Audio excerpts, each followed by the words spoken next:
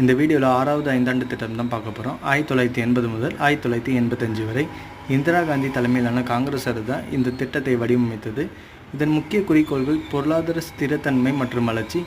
D Krishnamachari அப்போது நிதியமைச்சராக இருந்தார். முக்கிய நோக்கங்கள் வறுமை குறைப்பு மற்றும் வேலைவாய்ப்பு வழங்குதல், விவசாயம் மற்றும் கிராமப்புற மேம்பாடு, உற்பத்தி துறையில் வளர்ச்சி, குறிப்பாக சிறு தொழில்கள், ஆற்றல் மற்றும் போக்குவரத்து உள்கட்டமைப்பு மேம்பாடு, மக்கள் தொகை வளர்ச்சி கட்டுப்பாடு போன்றவை இதன் முக்கிய நோக்கங்களாகும்.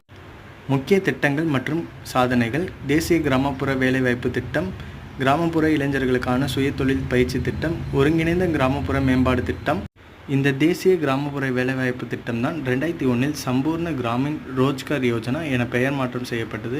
2005 மகாத்மா காந்தி தேசிய கிராமப்புற வேலைவாய்ப்பு உத்தரவாத சட்டம் என பெயர் மாற்றம் செய்யப்பட்டு சட்டமாக இயற்றப்பட்டது. இதுதான் மேக்னா திட்டம் என்று அழைப்பார்கள்.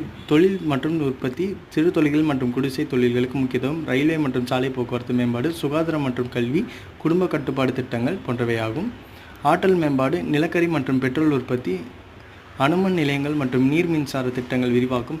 முடிவுகள்: வறுமை குறைப்பு, விவசாயத்தில் நல்ல மழை மற்றும் பசுமை புரட்சி காரணமாக வளர்ச்சி, ஜிடிபி வளர்ச்சி விகிதம் 5.7%, இலக்கு வளர்ச்சி விகிதம் 5.2%, உண்மையான வளர்ச்சி விகிதம் 5.7%.